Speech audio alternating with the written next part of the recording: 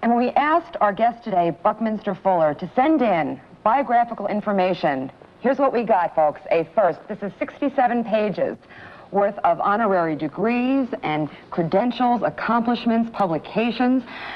You have been called the greatest living genius. You have been called the Leonardo da Vinci of our time, the Benjamin Franklin of the space age, and you've also been called a crackpot. How would you describe yourself? As a very average human being. Buckminster Fuller, the man you just heard from, is an engineer, inventor, mathematician, and philosopher. He has been called a visionary, a prophet, a genius. Mr. Fuller, of all of the people that I have interviewed, you are the most difficult to define. You called yourself a random element. Other people have called you an experience. An author, a designer, a scientist. He's even a cosmogonist, which I neither know how to spell nor do I know what it is. A New World thinker, if there ever was one, or Buckminster Fuller. We ourselves consist physically of atoms, and we know that all the atoms have their frequencies. It is theoretically possible to pick up all of our frequencies and actually send us by radio. You mean we'll be able to transmit ourselves somewhere else? Yes. To be reconstituted in some distant place? Yeah.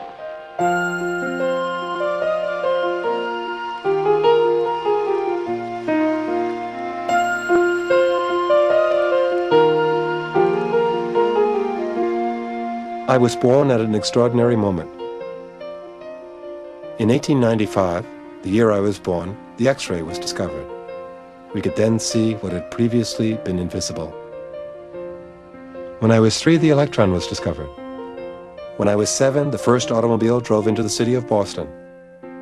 I was brought up being told that it was inherently impossible for man to fly. When I was 8, the Wright brothers flew. By the time I was 11, Marconi's wireless was in practical use to signal SOS. When I was 14, man got to the North Pole. When I was 16, he got to the South Pole. So impossibles were happening seemingly every day.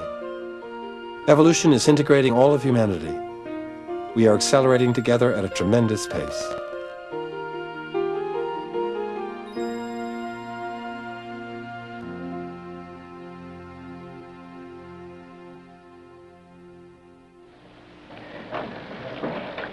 Mr. Fuller? Yes. We had a number of topics given us, and we always let our speakers choose their own topics.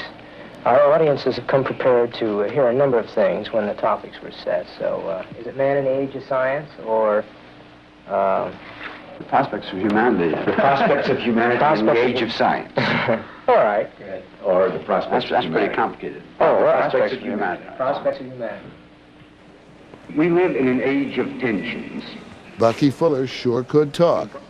In the 60s and 70s, he lectured 400 or 500 times a year, going around the world 122 times to deliver his message. When you met him, you came believing that you were going to meet a great man, and therefore you assumed he was, even though his physical presence didn't necessarily project that. We are honored that he speaks to us tonight on the subject, the prospects of humanity. Buckminster Fuller.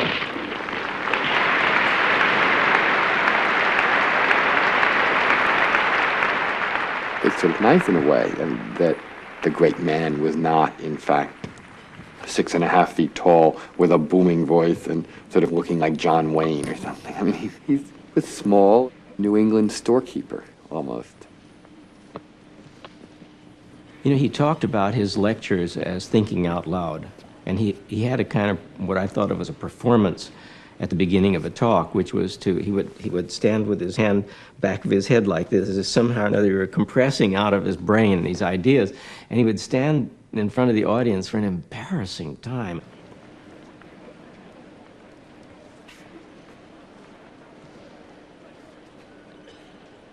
And he started to speak. Well, you know, Bucky started slowly and slowly, and then by the time he got going, he was speaking at 500 miles an hour. People say, never mind that space stuff, let's get down to Earth.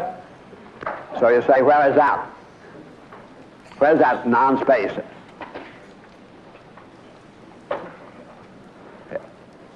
It simply assumes that there really is a great and infinite world that went absolutely stretched on and on. And above it, something we call up, there is something called space. Down, there's something called hell. The words up and down relate to this flat concept of the world. The words up and down have no meaning when we're dealing in a spherical earth. And the spherical earth is moving, rotating, moving on through space all the time. We're all aboard of a spaceship. The world, Bucky thought, is in a race between education and catastrophe. That if we don't learn how to solve our problems, we're doomed. Tiny little spaceship. And a great little tiny spaceship in great trouble. Beautifully designed, beautifully supplied. We're polluting very rapidly with our practical, let's get down to Earth and let's get down to this day's profit. This led him to a certain kind of frenzy, as if time were going to run out at 2 in the morning that night, so that he kept talking. Find our parents and society locally preoccupied in having to make a profit this year and not realizing what predicament we really are in. So we have a young world really deeply apprehensive intuitively, not really knowing practically what you ought to do about it, but feeling that all the world is asleep at the switch. For those people who were into him, you know, we would sit there for 2 hours, 4 hours, 6 hours. Sometimes, you know, I was at a lecture once that went on for about 18 hours. Man's got to dare to really say what does he know and really see what Had this confidence that science and technology could answer everything. And the world could be made to work and function right if only we would stop our nonsense and get down to business and listen to him. It is highly feasible. This is the real news of our century. It is highly feasible to take care of all of humanity at a higher standard of living than anybody has ever experienced or dreamt of, to do so without having anybody profit at the expense of another, so everybody can enjoy the whole earth, and can all be done by 1985. He had a vision that for him was as clear and lucid as it could be, that there was a way to solve it. Housing, food, population explosion, pollution. We in our day are literally going to see man become a physical success in the universe before he graduates into his larger function as universe man. Thank you.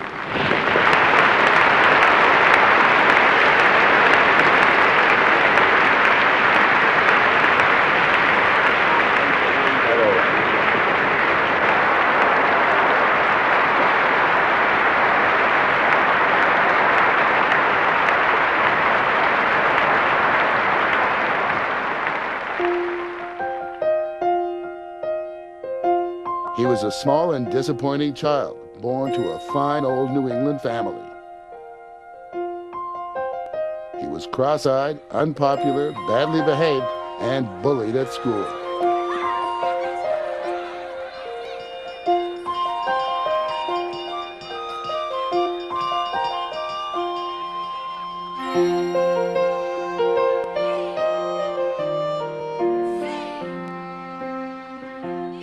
One of my first days at kindergarten, the teacher brought us some toothpicks and semi-dried peas and told us to make structures.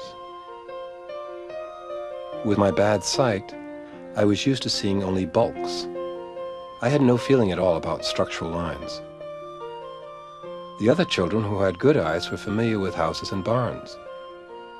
Because I couldn't see, I naturally had recourse to my other senses. When the teacher told us to make structures, I tried to make something that would work. Pushing and then pulling, I found that the triangle held its shape when nothing else did. The other children made rectangular structures that seemed to stand up because the peas held them in shape. The teacher called all the other teachers in primary school in to take a look at this triangular structure. I remember being surprised that they were surprised. They called him Four Eyes, which was rather cruel, but he took it all in good nature. Bucky, he was one of those fellows that rode through the rough waters and was able to navigate himself. He had very high grades in science and mathematics. He had A's in all his studies. His one big trouble with the teachers was they asked too many questions. He would argue with them and dispute. They bring out a point and he'd dispute it. And teachers don't like that. I remember my arithmetic. I learned my fractions very nicely, and then I learned how to manipulate the fractions. And one day the teacher said, "I'm going to teach you a better way. You wonder if I shouldn't give you a better way the first time." So this is called decimals. And by then we'd had all those fractions, so we said here's 1/8 is 0.125, and a quarter is 0.25, and a third is 0.333, goes out the window and over the hill. Some of the things stayed in the room, and other things went out the window, and you wondered whether this really is a better system or not, and you wondered whether the teacher knew what you were talking about. He was an abrasive kid. He thought he knew better.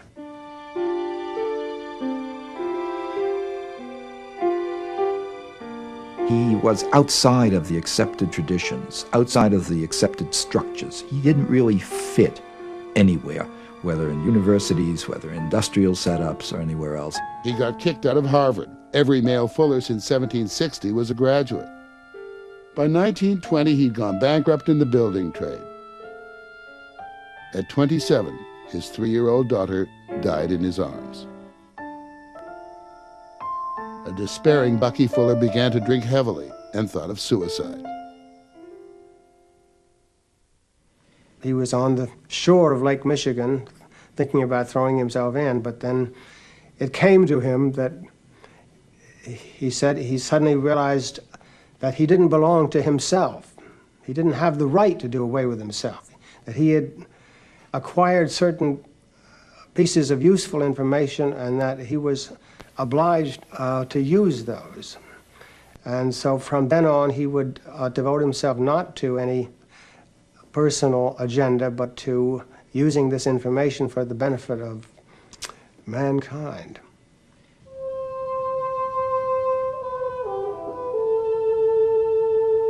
We seek in the essential pages of 4D to create a book that shall never end.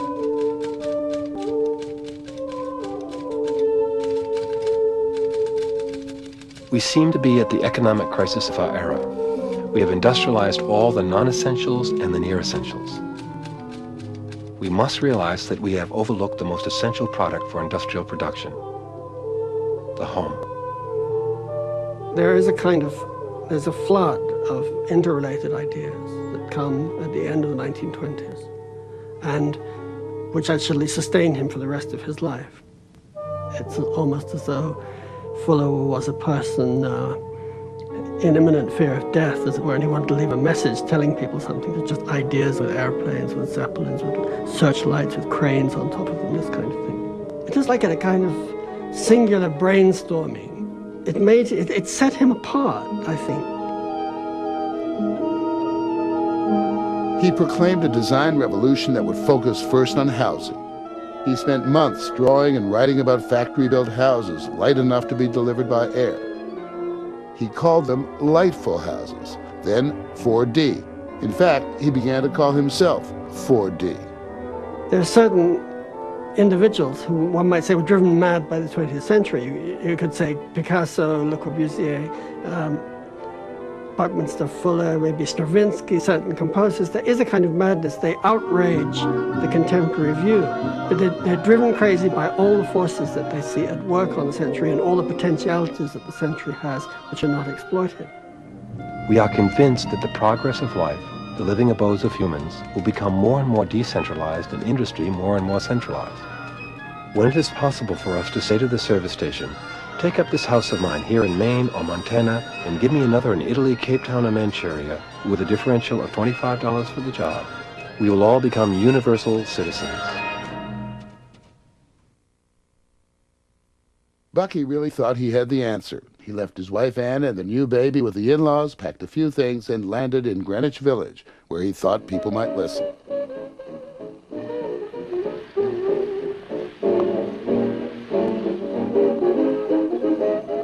He suddenly appeared at my studio in Washington Square South with a little suitcase. And he said, "Can you hook me up, Tony?" I said, "Yeah, gladly."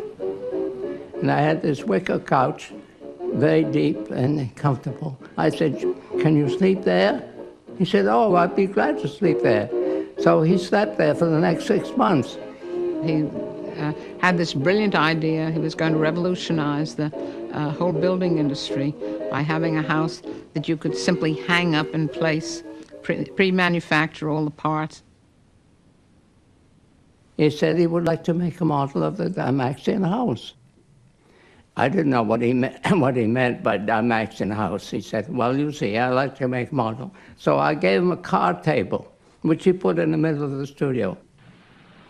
He went to Romany Marie's in the evening, and she gave him dinner. It was Prohibition time, so there was no liquor. But you could buy a cup of Turkish coffee and stay there all night. People would come and talk about ideas. Bucky had ideas about everything.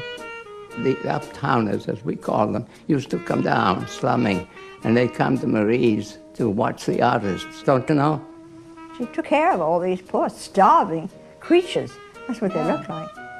She just took care of them, and it was the kind of thing that they had down there in Greenwich Village in those days. And he never mentioned money, never once. Because when he was with me, he didn't need any, because Romany Marie gave him dinner, and I fed him breakfast and lunch. And he didn't have to pay rent. He never talked about his wife, whom he loved dearly. He never talked about his personal life. He talked about tension and what do you call a hexagon. He always talked about the universe. He said the whole universe is in tension. And I said, yes, I know. And for the next 6 months, he worked on this model. When he finally got it finished, he presented it to the Architectural League. Ladies and gentlemen, this is a first and very crude paper model of a house designed for industrial reproduction. Its requirements must be that it should be proof against fire, flood, tornado, earthquake, electrical storms, marauders. It must be proof against drudgery, that is, in it must be accessories with which a housewife can accomplish all her house cleaning within 15 minutes. The house would rotate with the sun, and it would cost about $5,000 when it was finished. And it could be carried on, it could be disassembled, put on a truck, and carried anywhere. The house is delivered by a service station which makes a round hole in the ground into which goes a septic and fuel tank. On the head of this tank is planted... Bucky started out interested in everything. He ended up applying himself to housing because he thought it was one of the artifacts of human beings that had had the least development throughout history. What he did is that he decided to reinvent it himself. Or a dirigible mooring mast. The maximum height of the house is immediately reached by this mast, and from this point, all the balance of the structure is hung. We have the central mast. You can see the poetry that would fit around a circular building around a mast. Perfect. Has nothing at all to do with architecture, and all to do with dreams. At a time when all kinds of other architects were talking about expressing the idea of technology, Fuller really wanted to use technology. That's the tremendous difference. And of course, in the 20s, his language was a trumpet that intrigued all of us. I mean, we all believed in the machine. The machine was the aesthetic of the 20s. It started, of course, by the Cubists. The Dymaxion house was a whole new kind of house altogether. It really was a machine for living.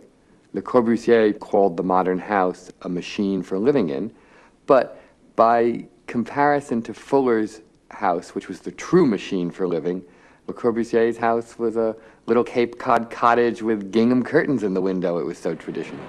We are living in a spheroidal universe, around a spheroidal world, not a cubical sugar lump world, despite Mr. Euclid. The architects were impressed with it, but they wouldn't recognize him as an architect. And they wouldn't recognize him as an engineer either. They didn't realize, they said, what are you going to do with it?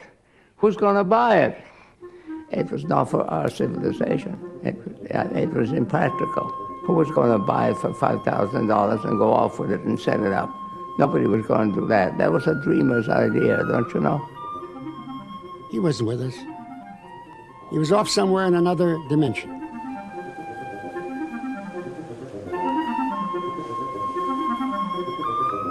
My teleologic stimulation first grew out of boyhood experiences on a small island 11 miles off the mainland in Penobscot Bay in the state of Maine. My grandmother acquired Bear Island in the hope that it would serve through many years to hold her family and descendants together by providing them with experience in coping with nature in its most primitive, sometimes stormy, often foggy, and always beautiful state. All the summers of my boyhood were spent here on the bay. Every morning I had to row 6 miles to get the mail, no matter what the weather. Most of the islands in the bay were completely uninhabited. And going around in my little boat, I got to know all the fishermen farmers. They were tremendously ingenious in making their own tools and boats and combining the arts of the sea and the land.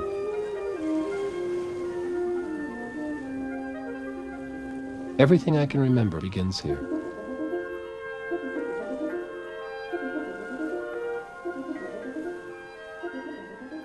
Well, it was certainly low-tech. He wanted it that way, and he, as well as the rest of the family, they refused for years to have like electric lights. That they didn't want a generator there because the noise of it would disturb the quietness of the island. But for Bucky, it was the origin of all of the ideas that he developed, which were largely ideas about technology and his early experience with fooling around in small sailboats, which led him to think increasingly about the use of materials in tension rather than in compression. All kinds of thoughts of that kind, he always said, they originated during those summers when he was in a low-tech situation. Now, I'm going to give you an important kind of a picture. I hear a lot of people say, I don't like machinery and technology, it's making a lot of trouble, upset all the old things. So we're going to take all the machinery away from all the countries in the world, all machinery. All the tracks and the wires and the works, we're going to dump it all in the ocean. And you'll discover that within 6 months, 2 billion people will die of starvation, having gone through great pain on the way. So you say, that's not a very good idea, let's put the machinery back where it was. Then, we're going to take all the politicians from all the countries around the world, and we're going to send them a trip around the sun. And you find we keep right on eating.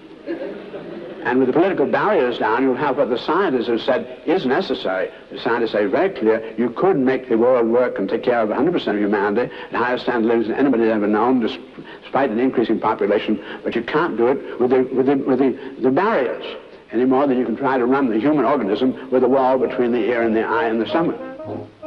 It is an organic whole. It is a total industrialization.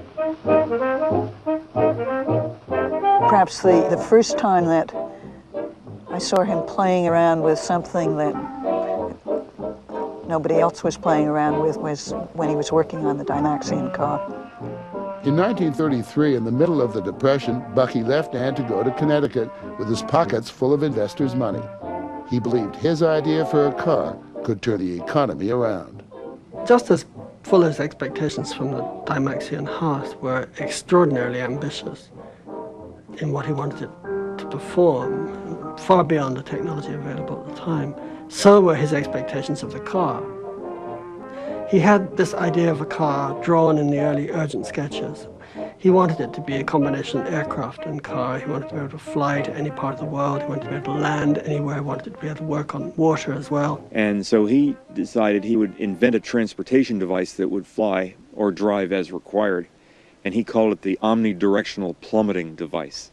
He started with these very ambitious ideas of what a car could do, and very rapidly had to retract them. And the idea of it flying, of course, is one of the first things that had to go. Cars in 1932 looked like a Model A Ford, and they were very inefficient and noisy and not the faintest hint of streamlining. And Bucky actually went so far as to hire an aerodynamicist, and they really went to town and designed the car to get good mileage. He rethought the whole thing, the suspension, the front-wheel drive for stability, and it used a Ford V8 engine, a flathead V8 engine from the 33 Ford.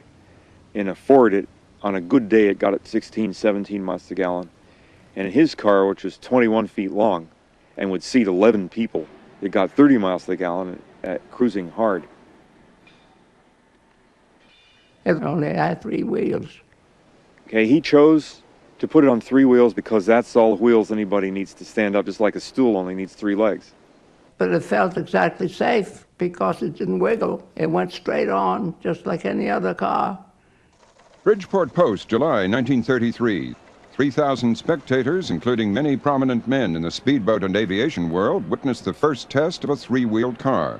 The Dymaxion, built on the streamlining principles of fast boats, shot along in its first trial with Buckminster Fuller, its inventor, at the wheel. The Dymaxion car was utterly radical in 1933. I mean, there's no way you could think of this in terms of any other car. It was radical in its day, and it was so utterly radical visually that he was actually enjoined by the New York Police Department to not drive it in Midtown Manhattan because it literally stopped traffic. He pulled up to Madison Square Garden in the thing once, and it caused a traffic jam that took 7 hours to untangle. Here's the Bullet Auto with only 3 wheels. Watch your step.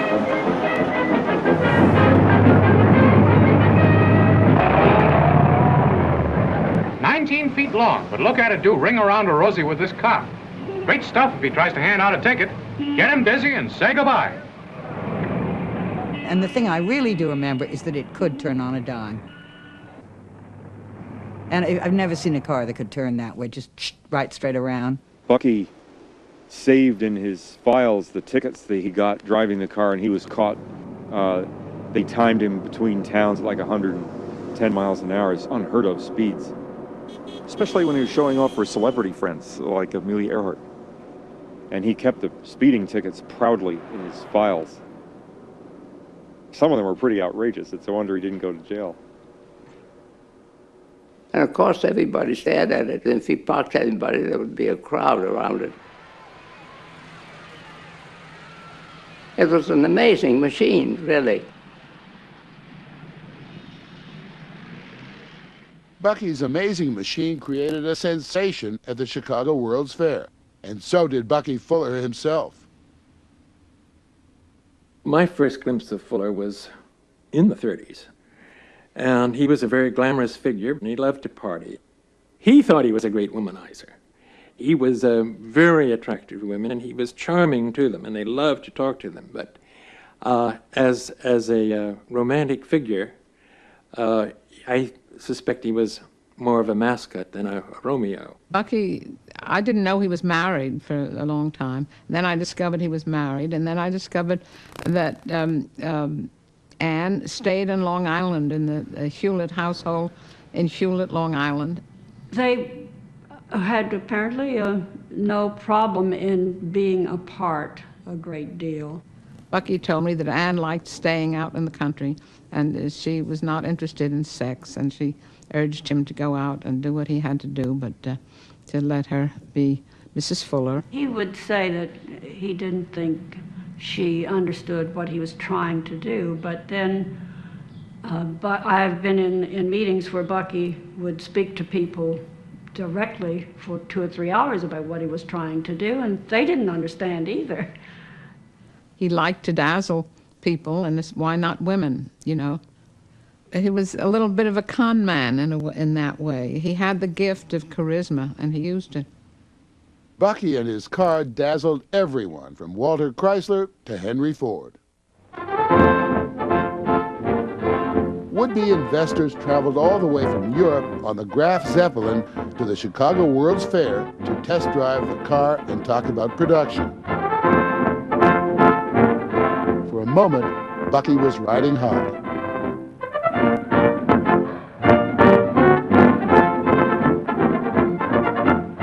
The investors landed and took their first ride in the Dymaxion car.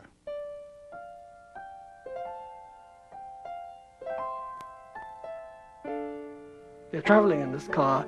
The steering wheel moves outside the track with the front 2 wheels at speed. Another vehicle comes in between, and the car rolls over. Someone dies. The 2 backers decide that they will have nothing further to do with the project.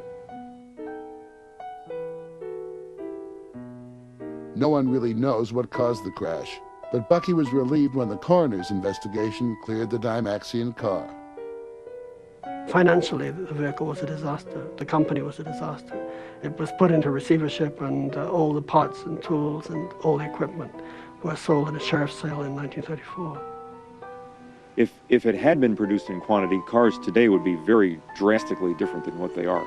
His 1933 car would still be considered extremely high performance and ecologically acceptable even by today's standards. And I do remember thinking at the time, this is the car of the future. This is the way cars are going to be, and won't it be wonderful and terrific? And I never saw the Dymaxion car again. Every time we make an experiment, you always learn more, you can't learn less. It's very extraordinary. The metaphysical, the know-how always increases. Exactly the opposite of what all the books are appreciated all the time. We're trying to work back to mortgage to debt. It's a failure. Somebody say to you, anything man needs to do, that he knows how to do, he can afford to do, and he better start doing it. Thank you. You only meet somebody like Bucky once in your life. He was kind of pixelated, really. He often wanted to do things in a certain way that didn't make much sense. At one time, he was so pleased that he had worked out that if you were traveling, it made more sense to buy a shirt when you arrived and wear it there, and then give it to your porter or the chambermaid instead of a tip. I worked on a profile for the New Yorker magazine of Bucky in '65. The checking department got hold of it about 3 weeks before it was supposed to run. And by that time, Bucky was off. I think he was in New Zealand at the time. And they reached him by telephone. And the checking department at the New Yorker is quite accustomed to spending a long time checking facts. But I think this was unprecedented in their experience, because they were on the phone to New Zealand with Bucky for something like 17 hours, because he wanted to go over every single fact. Bucky.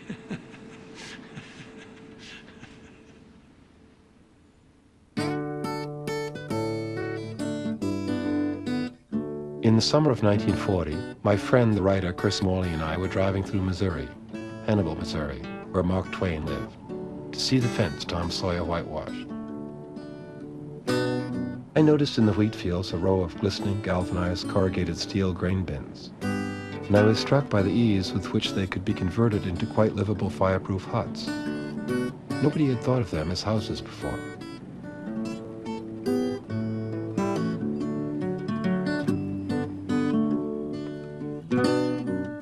I told Chris that there was a most effective engineering unit for a small prefabricated house. That grain bin would provide enough room to house a small family at a cost of less than $1 per square foot of floor space with fireproof construction. And that's 80% below construction costs in the building industry. Those bins could easily be converted into dwelling machines.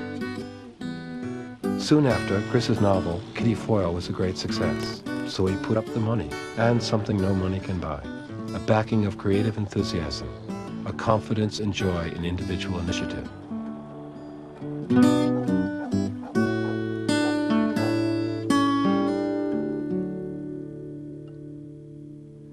The difference between Bucky Fuller and other people is that he would think about something and then get out of his chair and think it was something he had to do something about. Let's all meet at my house. Just make yourselves at home. The Dymaxion deployment unit was the successor to the Dymaxion house. If someone will play the cone.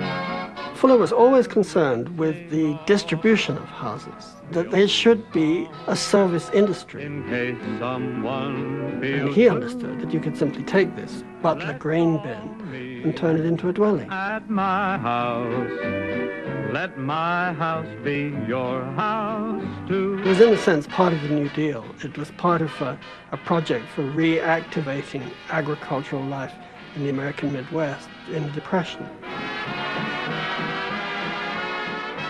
But because of World War II, The orders for the grain bins went to the military, and it was in effect never used for its intended purpose of providing housing. Let's all get together and maybe lift a few. Let's all meet at my house. Let my house be your house too. One of the things I do is never to try to persuade anybody to. You don't try to sell anything. You see what needs to be done and you do it. And you wait till a man says, "What is that?" And then you tell him what it is. And then he says, for instance, there's no use in going around with pull motors door to door, like full of bushmen. So I like to sell pull motors. People say, "We don't need a pull motor here." But all of a sudden, there's suffocation, and so you got to have a pull motor in a hurry, and it's lucky you did it. So I find that society has its emergencies by what they call emergence by emergency.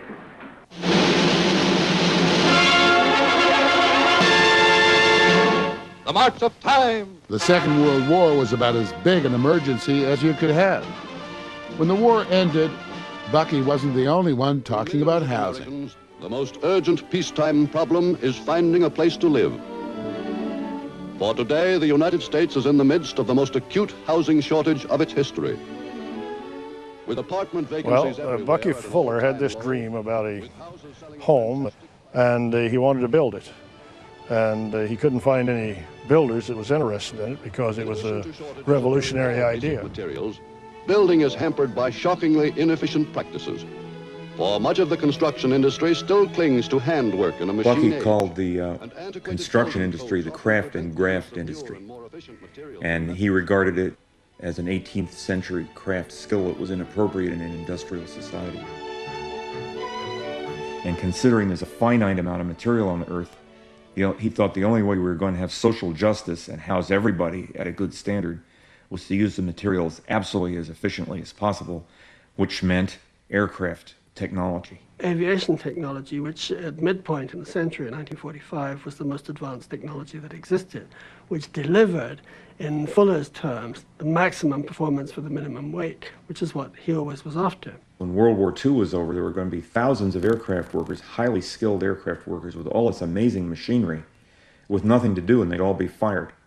So he thought he'd put that two together. He would make houses in an airplane factory.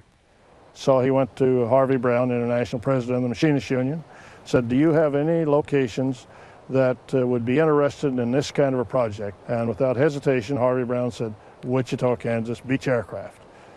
So Mr. Fuller came to Wichita.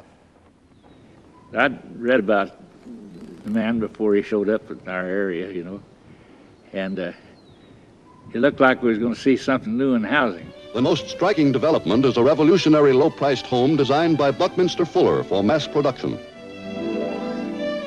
With their present potential, the nation's aircraft plants could turn these out at the rate of $2 million a year. Well, Mr. Fuller, why a round house? Why not? The only reason houses have been rectangular all these years is that is all to do with the materials we had. Now, with modern materials and technology, we can apply to houses the same efficiency of engineering that we apply to suspension bridges and airplanes. The ventilator on top can induce a complete air Investors change gave Bucky enough money to build just one prototype, but it looked like he was about to pioneer a whole new industry. Fortune magazine, April 1946. This dwelling machine is likely to produce greater social consequences than the introduction of the automobile. Fuller's house has a better than even chance of revolutionizing the building industry. The publicity for the Wichita House is very extensive.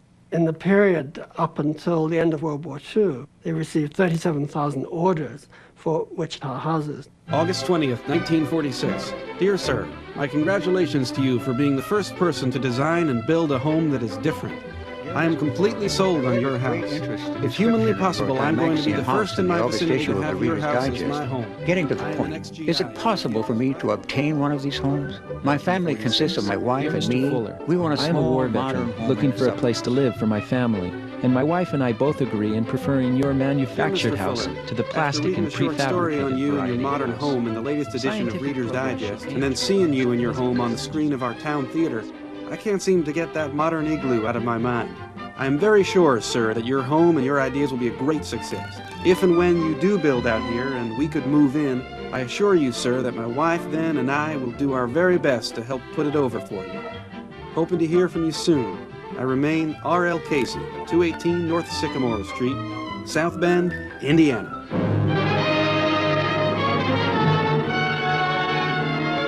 At Wichita, Kansas, in the very center of the United States, the housing problem brings out a circular dwelling built of aluminum and plastics. Instead of a foundation, this cornerless cottage is suspended from a central mast of stainless steel.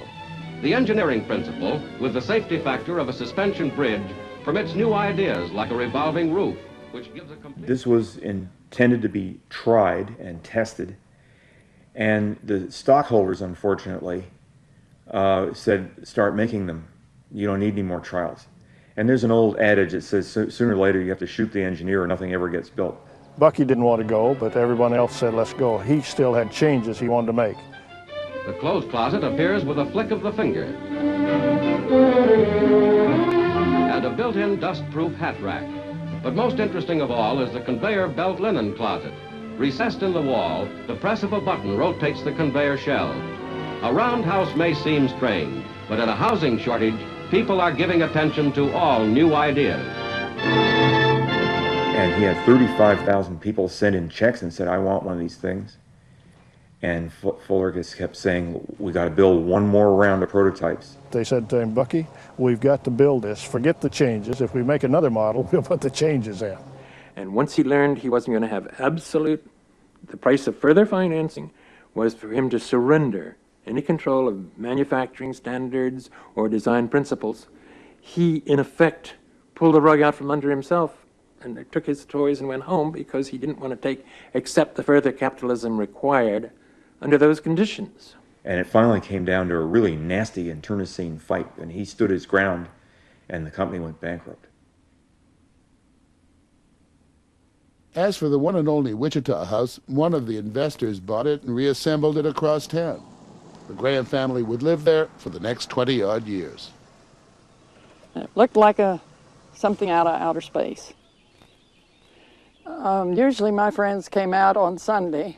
That was our big tour day.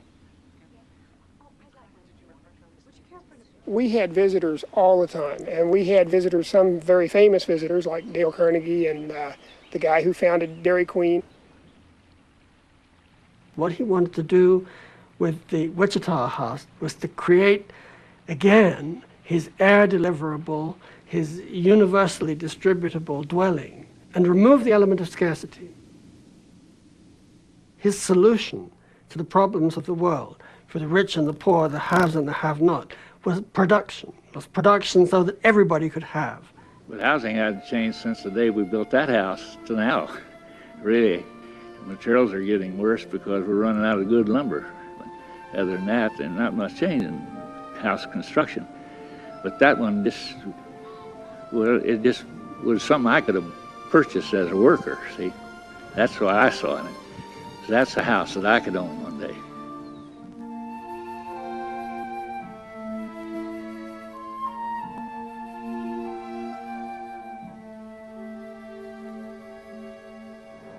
You're going to have to find out what needs to be done. And that is the design responsibility. So when you hear everybody out here talking about ecology and so on, it's because the architects are not doing anything. If you could sit around and draw some pictures, I ought to feel, if I get pretty, that's enough. You don't ever have to worry about beauty or pretty, because if you really understand your problem, if you solve it correctly, so life really goes on. This is regeneration of life, and you do it the most economically, so economically it is realizable. It always comes out beautiful. That's why a rose is beautiful. It is just one of those parts of the great regenerative process where there is an a priori design of the universe that had the universe working. If you want to be a part of that, you can't miss beauty. That part, your joy will be there. Your joy will be just as much as it is with a beautiful sunset.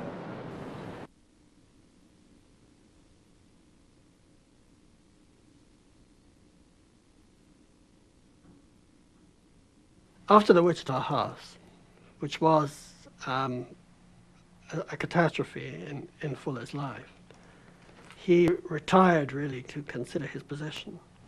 He'd had this real decline in fortune in the world. His car had crashed, he was broke, he was evicted. He was really down on his luck, and he had no place. No academic institution would accept him. In 1948, Black Mountain College was looking for an architect to teach in its summer program. They couldn't find one, so they hired Bucky Fuller. Dear Mr. Fuller, if I do not hear from you to the contrary, I will be at the train in Black Mountain around 8 o'clock in the morning on Monday the 12th. I look forward very much to seeing you. Sincerely yours, Joseph Albers, Dean. So there was this marvelous place with no real curriculum, no real classes, no grades, no accreditation, nothing much else except a place where people tended to congregate, people who were somewhat on the periphery of the society, artists for the most part.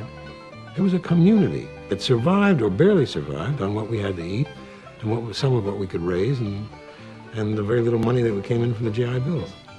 Bucky came down with a real intention, apparently, of trying to build this basic geodesic dome. Geodesic meaning to cover the earth. He had been there 1 or 2 days, and he, that evening, was to give a talk, which lasted for a number of hours. And on the table, as he was talking, were these models of the various geometric shapes that interested him, with which he worked.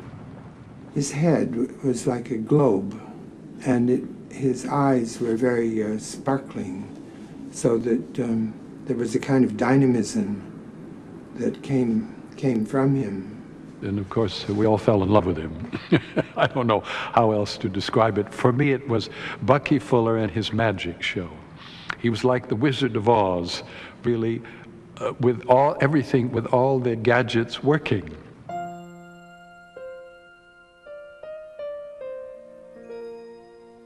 I remember Bucky and a group of students walking over toward the shore of the lake, carrying these strips of white Venetian blind metal material, and they were bolting it together. And I wasn't paying much attention to it, because that was not untypical for Black Mountain. Any such activity could be going on at any time. There were watchers, having the blinds cut and getting them stapled together, and there were more and more people clustered around every day until it was said, tomorrow is the day. I can't remember it in detail, except suddenly this thing began to appear. And it immediately collapsed.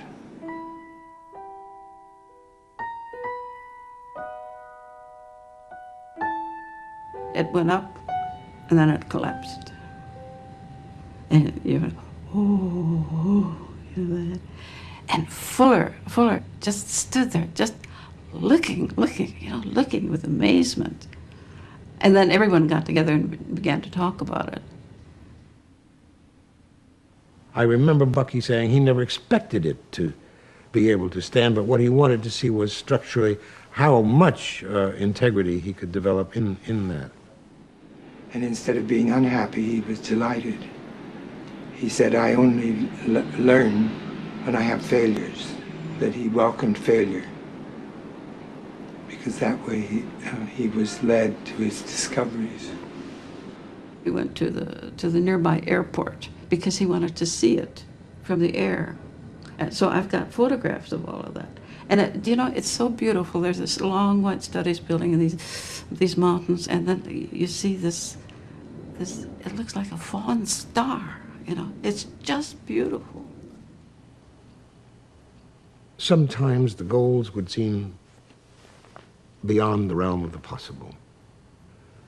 At that point, the geodesic dome seemed beyond the realm of the possible. But there was a larger purpose to Bucky always, and a larger humanitarian and sociological purpose. I remember a conversation with him, sitting around in the dining room one day, and he said his view was that he thought it was perfectly conceivable that he would be able to provide housing for all the people of the world with this basic geodesic dome, which could be stacked in airplanes and then dropped from the airplanes down into India and Pakistan and the devastated portions of Europe as places where people would be able to at least have a habitat. And, you know, at the same time that one was listening to this and it was intriguing and captivating, there was also a little sense of, he's a little wacko, you know, because it can't, first of all, he hasn't gotten the dome to stand up yet. Well, that of course was only a matter of time, very short time. Well, the following year, Fuller returned. Again, there was the excitement about building the dome again to see if it's possible. And it was built, and it stayed. It stayed in position. The nice thing that happened was that evening when Fuller entered the dining room, and most everyone was ready to eat, and he came in, and everyone stood up and applauded him. Of course, he just bounces in, you know. And he was so excited. He was so excited. One had the sense that this man, right from the beginning, had some totally different way of looking at the world, which made, given the state of the world even then, made real sense to one. This is a world now reeling after the Second World War, reeling and trying to recover.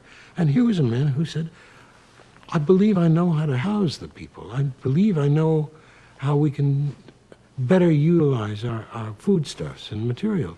And it was such a large, compassionate view of the world, it took one's breath away.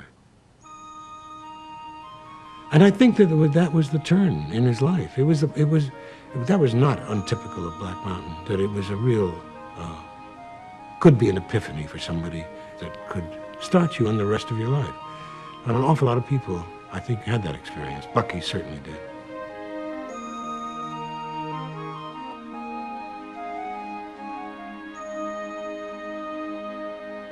One time, Bucky was telling about his experience in making a new discovery. And he described it metaphorically. He said, you know, when you come to something that no one else has ever encountered, it has a musty smell, as if it hadn't been opened since the world began. And he said early on, never design anything you can already build. Always work in the not quite attainable, otherwise you're wasting your time. I always have the feeling that Bucky's appearance on this earth was meant to open the window to one thing. It was the dome. It was the dome.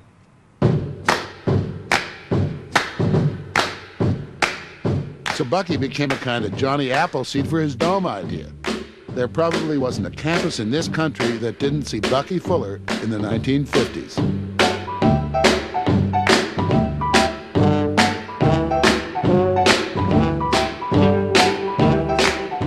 St. Louis Post-Dispatch, March 28, 1952. A dome-shaped structure of strange appearance is attracting a lot of attention and arousing a great deal of curiosity on the Washington University campus. What the heck is it? Startled passersby ask. Oh, we found that our cube has no structural integrity whatsoever. So, but this is not lost in shape. It is our friend the tetrahedron.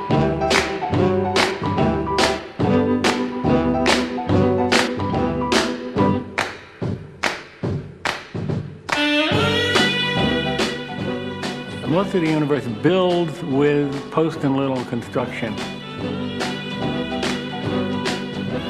which is essentially something on top of something that doesn't want to be there.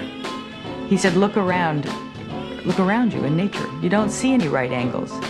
You see angles and triangles and surfaces and spheres. And, you know, nothing is like this.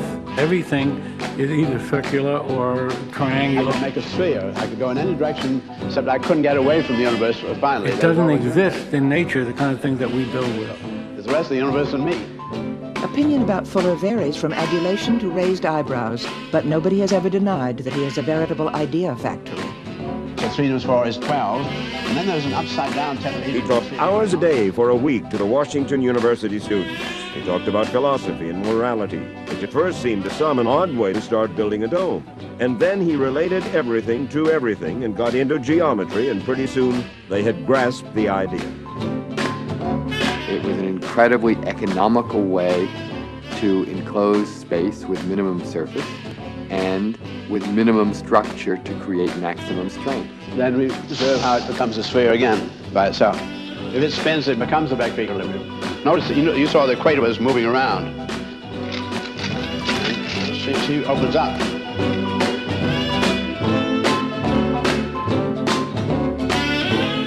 Here we have our Vice Chancellor of Washington University, who I would like, if you don't mind, sir, to just give your thoughts about this. Well, Mr. Fuller, this has been a thrill for Washington University, for the administration and the faculty and students. It's quite an adventure, and it's the sort of thing that we don't have the kind of an opportunity like this very often. If you would come up, sir, and let me say thank you. I think it's a mistake to believe that this gentle, kind, pleasant little man, which indeed he was in many ways, was in fact a shrinking violet. He had a massive ego. It was as strong and as hard as a rock. He wanted to be praised, and I have to say flattered. This was one of the most disturbing things about him. And I've always regretted that I fell in with it. And I think most people did, and I admire those who didn't. In that way, he was a little like Frank Lloyd Wright. You had to be with him or against him. There was no middle ground. Sometimes one felt the reason he had to do that was because he wasn't even sure he existed. That his lack of self-confidence was so great, he kept himself listed in telephone books in cities he hadn't lived in for years, and it really mattered to him that he could go to that city and open the telephone book and see Buckminster Fuller is still there. And out of the mechanical competence initiated in the power-borne airship comes the birth of our ability to convert our resources to serve not 30% of the population, but the whole of humanity. This is a geodesic dome designed for the United States Marine Corps. They're now in mass production and could be produced for $1,800.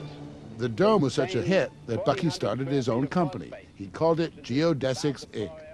He found his first customers at the Pentagon. The Marine Corps domes do, of course, relate directly back to the late 1920s projects. The idea of a product which is mass-produced and which can be located anywhere.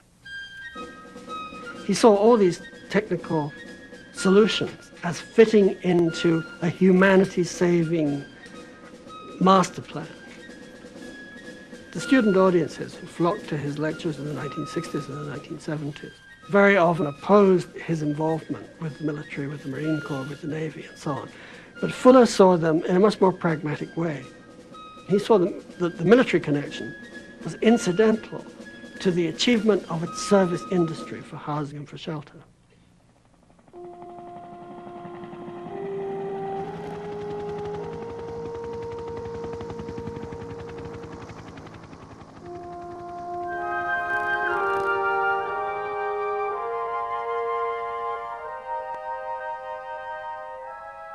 So on August 4th, 1953, Bucky Fuller finally got his flying house after all.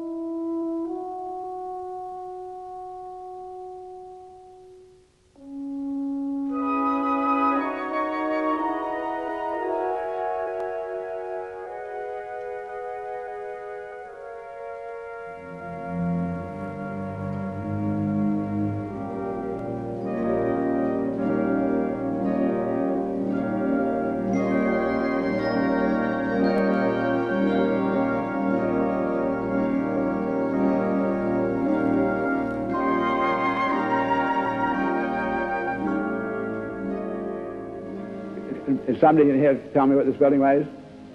Can anybody tell me within 100 million tons? And you don't think about what buildings weigh. And engineers do have to know in order to get them up to stand up. It's not in the language of society. That's all I'm trying to get out. And if you don't know what your buildings weigh, you obviously don't know what kind of performance you're getting out of what you're investing. I just want to really rub it in that this was a very powerful area of potential gain. Bucky Fuller was a great man for weight. He always worried about whether... He thought it was a sin almost, yeah, in the New England sense. It was a sin to build a heavy house when you could build a light one. The reason architects don't know how much their buildings weigh is that they think weight is good, and the more the better. You pile it on. Look at the weight of these two bricks, just compression, heavy. Here's a lovely airplane piece. Pick it up with me. Just toss it. Your fingers. Light. Nothing. Oh. Bucky had the idea that a house should have, there was no excuse that a house should weigh any more than or cost any more than a Cadillac. USS Leyte weighs 40,000 tons. What does the Empire State Building weigh? What does your own home weigh? The rest of us never paid any attention. In fact, the pyramids are quite heavy. Doesn't make them ugly. But the ugly, beautiful dichotomy didn't have any interest in light, heavy. To us, merely a strange aberration.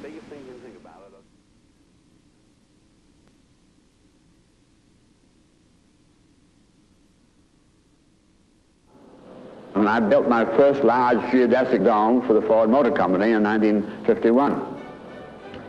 I wanted, if it had to go on that rotunda building, which was so lately built as a World's Fair building, that it couldn't take a conventional radial arch dome, and the engineers had said it couldn't be done. But young Henry Ford had heard. Fortune magazine. Guided by colored tape stuck to prefabricated members, workmen made 19,680 spars into triangles, triangles into octahedrons, octahedrons into trusses, and trusses into geodesic domes in 30 working days. Architectural Forum. One of the things to come has come. This design represents the highest practical point so far attained in the skeletal enclosure of space. The dome pattern, simply built, is the product of some very sophisticated geometry. From 1950, and the patent application, which was granted in 1954, Fuller had really his first and only total financial and business success. The fact that it seems so much lighter in construction than traditional domes, is that true? It is around 1% of the weight of the lightest conventional radial arch. Diamond-shaped aluminum panels, geometrically arranged and bolted together, formed the rigid shell of the new Honolulu Dome Auditorium. It took 38 men only 22 hours to put it up, and just an hour later, a crowd of nearly 2,000 people enjoyed a concert by the Hawaii Symphony Orchestra. Associated Press. Spry and grinning, Premier Nikita Khrushchev paid a surprise inspection visit Monday to the site of this summer's American Exposition. The geodesic dome drew his most enthusiastic attention. The Americans have many interesting technical inventions, he said. We're going to be able to convert the resources to such advantage for man that it is going to be quite possible for all men to survive with a ever improved. Radar warning stations at the top of the world will soon be protected by huge glass mat reinforced polyester structures known as geodesic domes. Invented by R. Buckminster Fuller, The dome, along with the tower and a basic construction form, is on view in the Museum of Modern Art's garden in an exhibit that will continue until The next New York spring. Times. Mr. Fuller's space frame and enclosures represent the greatest advance in building since the invention of the arch. What I propose to you that really is going on is that every man is increasing his range and frequency of coming and going. We're coming to a condition where the whole world is anybody's backyard. You don't go out, you're not going out of this world, it's just in your world. Want to house a gang at summer camp? Put a whole garden in a greenhouse? Enclose a swimming pool? Try an inexpensive geodesic dome of translucent FAO plastic Schwartz, and careful... Play dome with cover, $98.50. Its shape and design alone is enough to attract A active play dome youngsters. is weatherproof, foolproof, and perhaps best of all, proof that Dad can build anything. Whirlpool Dome. This typical plywood dome with 6 dry cleaners, furnishings... A revolution against the straight up and down school, against the confines of hammer and nail Oh, McDonald construction. never had it so good. Canada has a new geodesic cow barn. The Plydome Church, first of its kind, measures 39 feet in diameter, stands 19.5 feet tall, and weighs The first 35 high school in the United States to have as part of its structure A new geodesic enterprise to design and build multi-purpose auditorium theaters with aluminum A world-famed engineer who has dedicated his career to doing more with less, teamed up here with 2 basketball-playing porpoises to sponsor the world's first sunshade geodesic dome. The Brooklyn Dodgers may soon have a domed stadium. As Dodgers president Walter O'Malley sees it, this dome could be the answer to rained-out ball games, and it might just keep the Dodgers in Brooklyn. But I'm not a dome salesman. I'm an explorer in structures. I'm interested in the fundamental principles by which nature holds her shapes together. It is doubtful whether any single architectural concept in modern times has attracted as much worldwide interest as has the geodesic dome. Dr. Fuller, visiting American architect, introduced to Japanese architects and engineers his new domed stadium at the Nippon Television Network studio today. Inventor R. Buckminster Fuller proposed a dome over Midtown Manhattan as a solution to New York City's pollution and weather problems at a press conference today. Dr. Fuller said the almost invisible plastic shell would virtually disappear. Today, there are almost 2,000 geodesic domes in 40 countries around the Earth. There are countless architects, like myself, who believe that within the general framework of Mr. Fuller's theories lie the salvation of mankind. And if I could get a triangular grid of great circles being lines formed in spheres by a plane going through the center. You have been watching A Visit with Buckminster Fuller.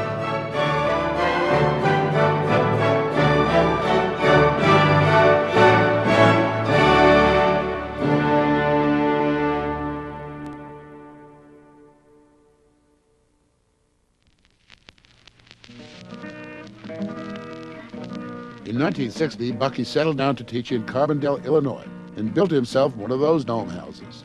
It took just 7 hours to put up. There once was a square with a romantic flair, pure Beaux-Arts, chimneys and white.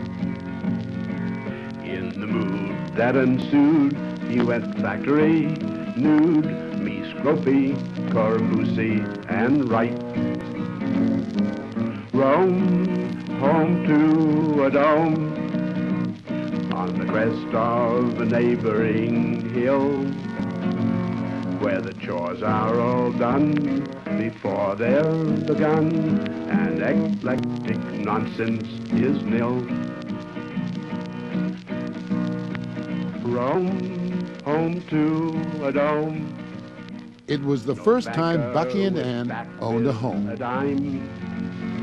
They lived in their dome home for the next 12 years. No payments to go, where you dream, dwell, and live your own time.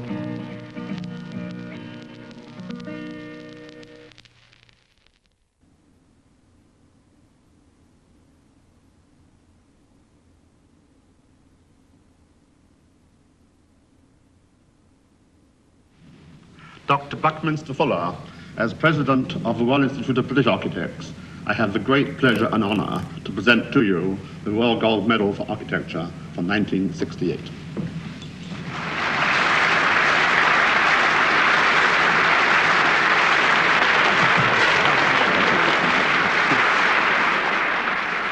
As Bucky Fuller, an architect, people keep asking that very silly question.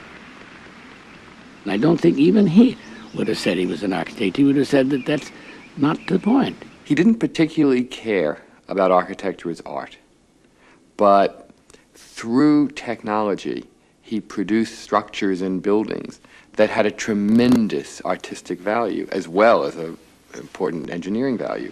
In the sense he didn't know anything at all about space, about details, about how you feel, about how you sat, how you walked, how you looked at a building.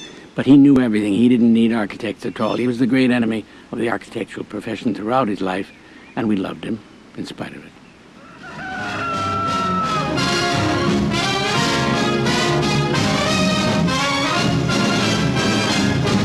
Montreal. To the whole world, Canada says, come to the fair. Probably one of the most exciting things in Bucky's life was being selected to build the U.S. Pavilion in the 1967 World's Fair. It was released approximately at the time of Bucky and Ann's 50th wedding anniversary. It was something that he felt very strongly vindicated his years of struggle, his years of doing things not quite the way his family and others would have told him to do it. The United States Pavilion has a dome. They call it the Skybreak Bubble. It's glass and plastic covered, forces light in, forces bad weather out. On National Day, 3,000 people pass through this section.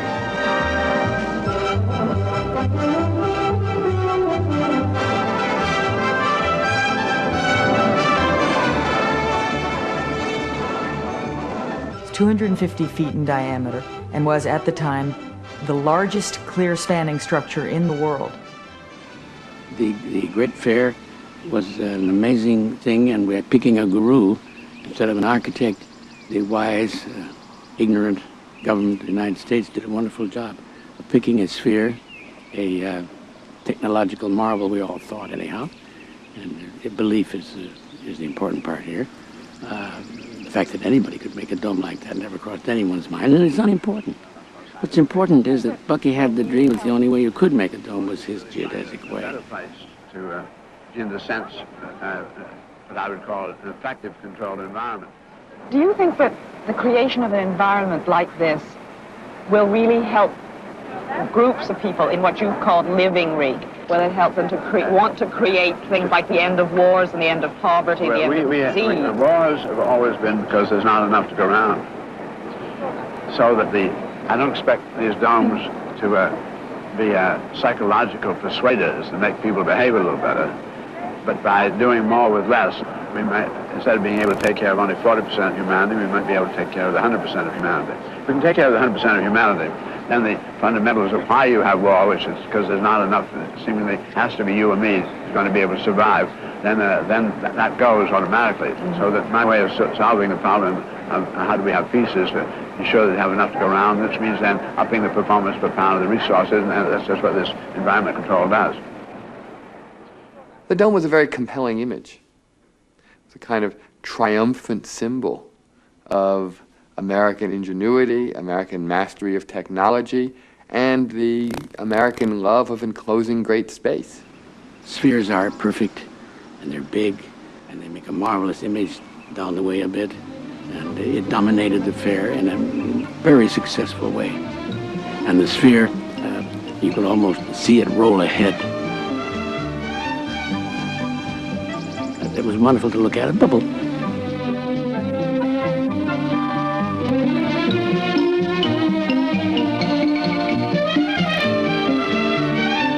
The dome at Montreal was the only structure at that exposition which lifted people's hearts, not just their minds, because he thought he was appealing to people's minds, but it was the emotional content of that dome.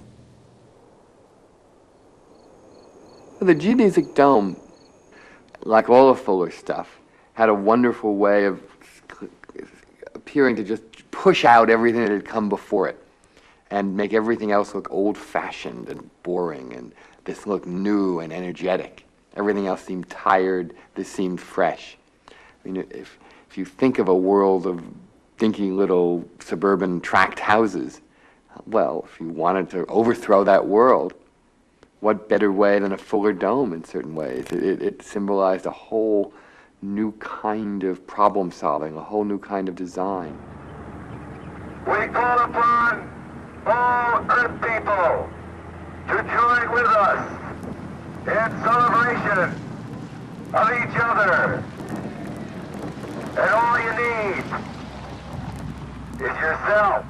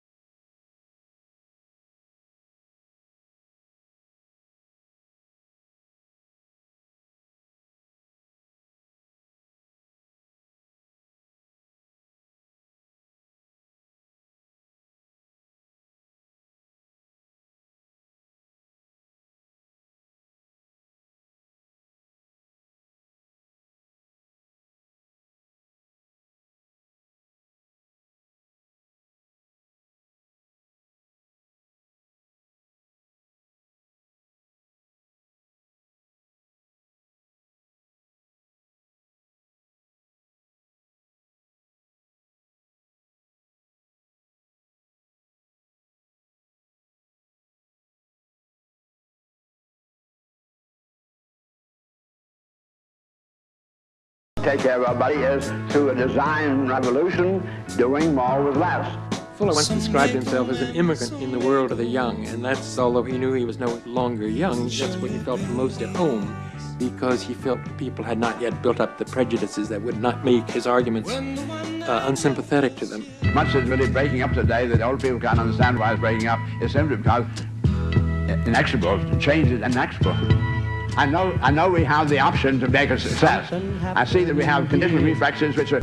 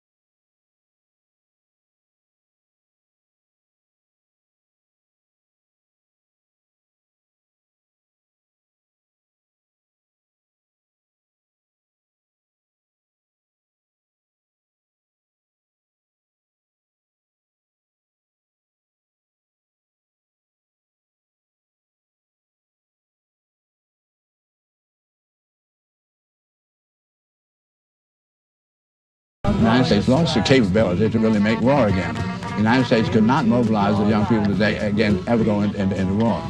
The young world decided we're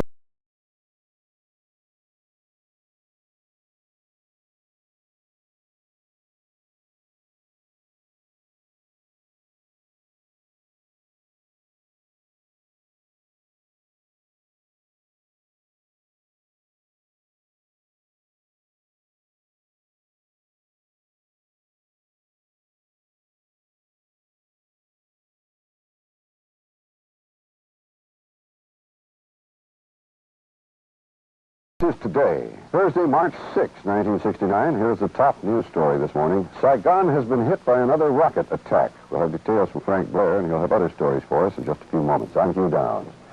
This is Barbara Walters, and we are going to talk in this first half hour to a very unusual man, one of the most inventive minds of our generation, Dr. R. Buckminster Fuller. He's famous for a number of things, but he's going to unveil the latest of his projects, which is called the World Game. And it, I'm told, it has the opposite intent of the familiar war game concept. we have here, when we began to want to play world game, we were interested in how we can use the world's resources so effectively as to be able to take care of everybody at a higher standard of living than anybody's ever realized, without anybody profiting at the expense of anybody else, and without anybody impeding anybody else, so that anyone can enjoy the whole earth without interfering with the other. I organized a group of 30 students, and we actually did the research and put together a map and a whole research project to verify some of the patterns that Bucky was often talking about. Whereas in the United States we feed about 1 per acre. What we found in our research is that the materials of the earth are there. Now, one of the things that the people who were doing most research on food found out was that there is enough land. If we work the land in the same way... Probably it was not a possible idea. Probably isn't possible now, even. But the thing that was brilliant about it was the idea of creating a dynamic map of the world's resources that you could see and watch and see what the interplay of forces were. It was also the tone of the times, at least for certain people. That any man can enjoy the whole earth without any people were trying to, felt that really things were possible, that it was no longer, it wasn't the old guard, it was a new world, and that what it really took was young people initiating activity. The challenge as far as I see it. And you first have to at least find out what you got, or to find out what the spaceship is, because we are on this great spaceship, and it's something we just don't really tend to recognize. We are, whether you like it now, they're all astronauts. Absolutely, in listening to Bucky for any length of time, you would get swept up in this enormously confident, enthusiastic, idealistic vision of his that was partly the age itself. Young people had an enormously optimistic idea of what was possible for them. And he played to that with consummate skill because he really believed it. He was singing a song, And he sang a song about a world that was a lot of it happening inside of his head, some of it happening outside in the world, and incredibly intuitive to patterns that were way, way down the road.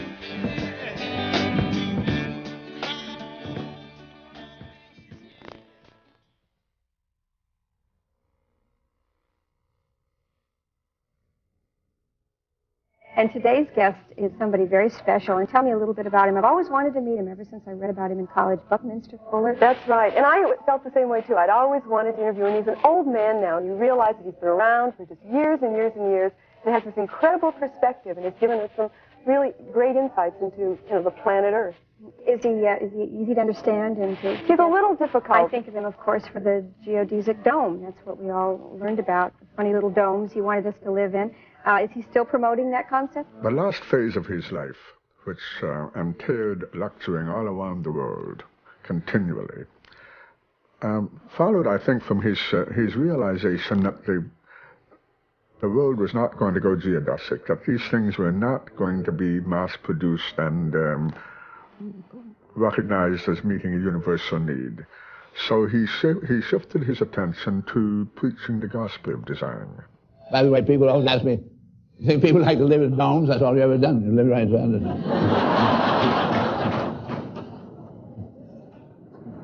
Bucky had an extraordinary energy, which I don't think I have.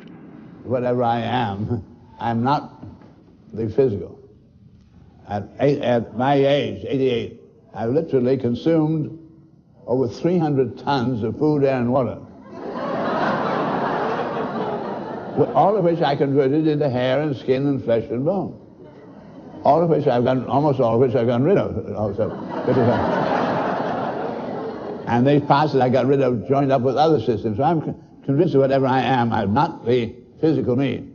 I mean, he was still in his adolescent rebellion phase, from my point of view, in his 80s, He was still needing to overturn things and invent. I know we have the option. I know we have the capability to destroy ourselves. I also know enough human beings to really be weighted on the side. I think it's touch and go, but I think we're going to make it. But don't let up. Don't let up, or we won't make it. Keep at your integrity more than ever in all your life before. So thank you, darling people.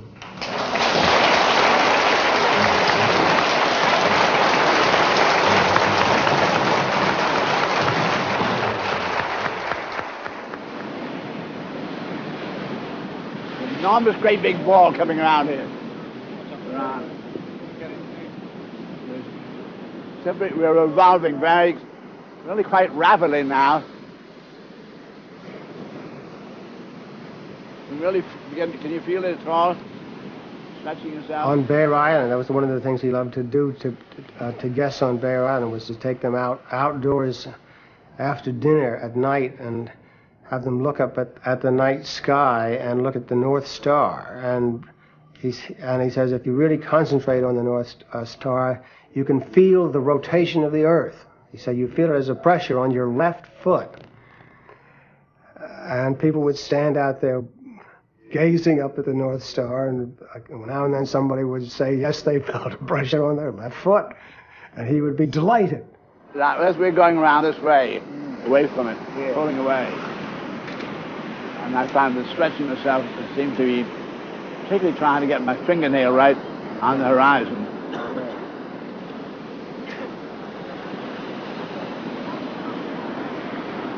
Yeah, I really feel it quite strongly right now. A little tiny tip of that sun showing. But that was his intriguing and enchanting quality about him, which kind of contagious when anybody believes that deeply in anything, So many people kind of, swimming along in their life, all of a sudden encounter Bucky. They didn't swim the same anymore. If you could only have him in moderation. But that's the key to his genius. He could never be moderate. Fuller was a preacher as much as a scientist, and a town crier as much as an architect. He was somebody who passionately believed in certain truths and proclaimed them with the zeal of a missionary. he struggled against a sense of sometimes something as strong as despair, disorder, decay, the world not working. And the alternative was order and logic and the world working. And that's the side he was on. That was the side of the angels. And he had a wonderful life, and deservedly so. There hasn't been anybody since that could lead us into the land of the future. We don't believe in the future. We don't believe in the land. We don't believe in anything anymore. He was the last of the great believers, wasn't he?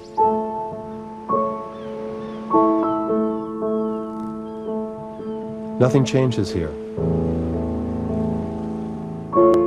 I really think that if my grandmother were to come back tomorrow, she'd recognize almost everything. Kerosene lamps as yet illuminate the houses at night.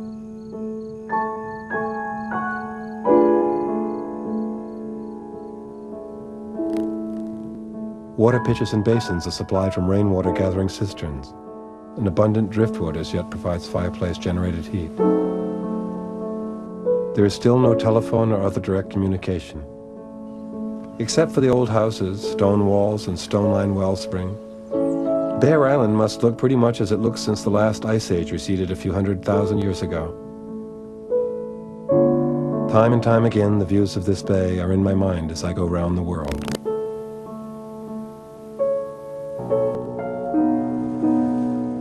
You can understand how it was on an island, can't you?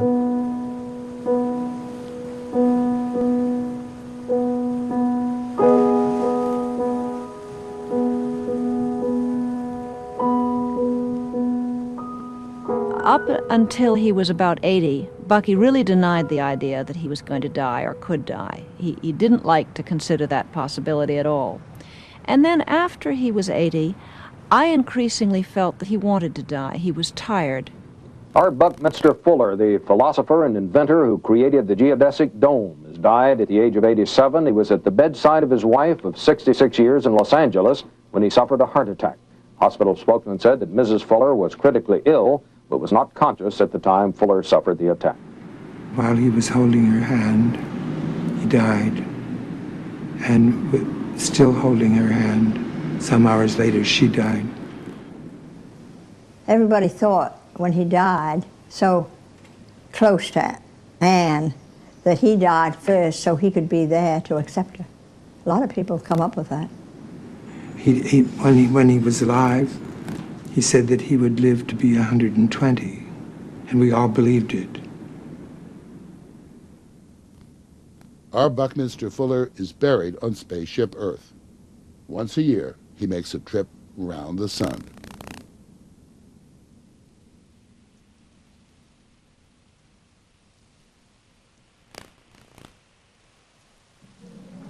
You've probably heard of the geodesic dome. I'd like to bring up here Buckminster Fuller.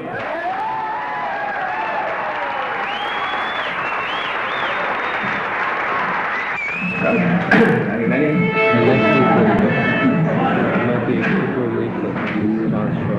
There once was a square with a romantic flair.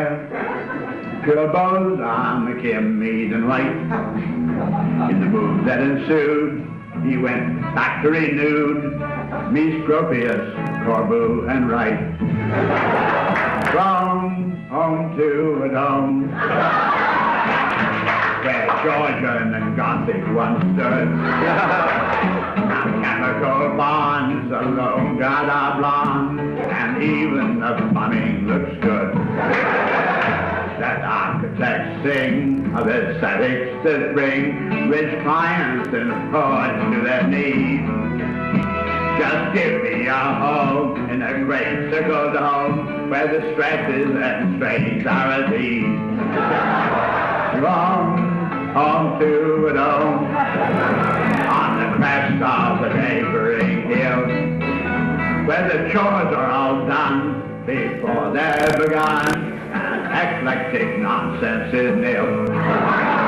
Let modern folks dream of glass boxes with steam out along suburbia ways. Spit levels, spit loans, spit breadwinner homes, no down money, lifetime to pay. Rome, all to a dome, No banker was back with a dime. No mortgage to show, no payments to go. Where your dreams dwell, spend your own time.